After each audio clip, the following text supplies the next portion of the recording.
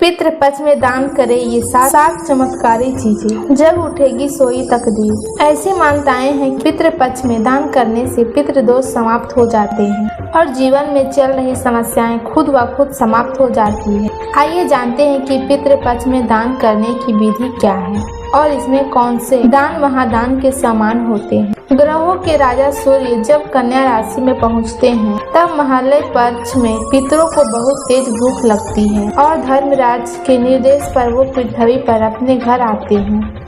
अपनी संतान द्वारा दिया गया श्राद्ध तर्पण आदि ग्रहण करते हैं और आशीर्वाद देने के बाद पितृ अमावस्या पर वापस लौट जाते हैं। इस साल पितृपक्ष 29 सितंबर से शुरू हो चुकी है और 14 अक्टूबर तक रहेगा। ऐसी मान्यताएं हैं कि पितृपक्ष में दान करने से पितृदोष समाप्त हो जाते हैं और जीवन में चल रही समस्याएं खुद व खुद समाप्त हो जाती है। आइए जानते हैं कि पितृपक्ष में दान करने की विधि क्या है और इसमें कौन से दान महादान के समान होते हैं। चांदी का दान। पितृपक्ष के दौरान चांदी की वस्तु का दान करना सबसे अच्छा होता है। ऐसी मान्यता है कि चांदी का दान करने से पितरों की आत्मा को शांति मिलती है। इसके साथ ही उनका आशीर्वाद आप पर हमेशा बना रहता है। काले तिल का दान। श्राद्ध के दौरान काले तिल का दान जरूर करना चाहिए। मान्यता है कि पितृपक्ष में अगर किसी और चीज का दान करना असमर्थ ना हो तो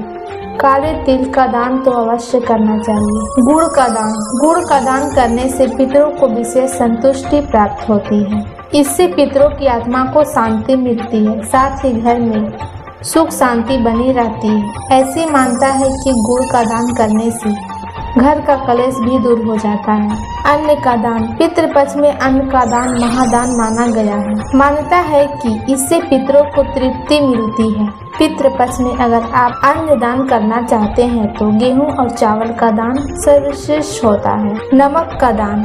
कहते हैं कि जिसका नमक खाओ उसको प्रति सदैव श्रेणी रहो, इसलिए कहा भी जाता है कि नमक का कर्ज कभी नहीं भूलना चाहिए। नमक का दान किए बिना पितृपक्ष कभी संपन्न नहीं माना जाता है। जूते और चप्पल का दान। माना जाता है कि जूते चप्पल का दान करने से आने वाली विपत्ति से बचा जा सकता है और कुंडली के दोषों का भी निवारण हो जाता है। ऐसा करने से घर में खुशहाली आती है और सुख शांति मिलती है। गाय के घी का दान। हमारे धर्म ग्रंथों में गाय को माता स्वरूप माना गया है। गाय के पूजन से स्वतः समस्त बाधाओं का अंत हो जाता है। पितृपक्ष में गाय के घी का दान करना भी फलदायी होता है। पितृपक्ष की सावधानियां। पितृपक्ष के दौरान दोनों वेला स्नान करके पितरों को याद करना चाहिए। तर्पण में कुश और काले तिल का विशेष महत्व है। पितृपक्ष में केवल एक बेला स्वास्थ्य भोजन ग्रहण करना चाहिए। इसमें प्याज, लहसुन, मांस और मदिरा से परहेज करें। हमेशा दक्षिण दिशा की ओर मुख करके पितरों को तर्पण और पिंड दान करें। कर्ज लेकर या दबाव में कभी भी श्राद्ध कर्म नहीं करना चाहिए। अगर ये बातें आपको अच्छी लगी हो तो कमेंट बॉक्स में जरूर लिखें और मेरे चैनल पर नए हैं तो चैनल को लाइक, सब्सक्राइब, शेयर जरूर करें। धन्यवाद।